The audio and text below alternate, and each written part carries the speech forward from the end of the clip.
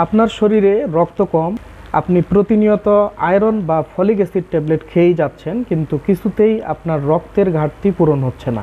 তাহলে কিভাবে আপনি আপনার শরীরের রক্তের ঘাটতি পূরণ করবেন? এজন্য আপনাকে কিছু খাবারের দিকে মনোযোগ দিতে হবে।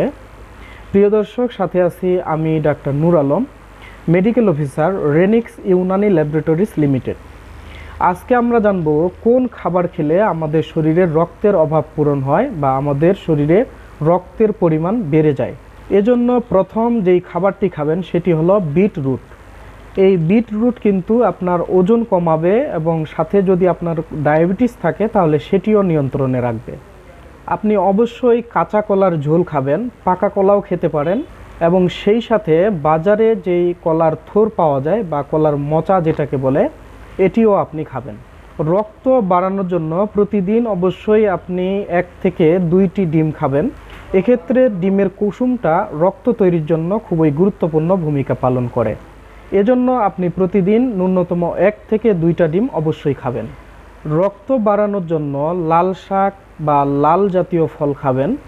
এছাড়াও সবুজ শাক বা সবুজ সবজি বেশি বেশি পরিমাণে খাবেন। প্রিয় দর্শক, শুধু আয়রন ট্যাবলেট বা ফলিক অ্যাসিড এইসব ওষুধ খেলেই আপনার রক্ত বাড়বে না। এজন্য আপনাকে এইসব খাবারের প্রতি মনোযোগ দিতে হবে।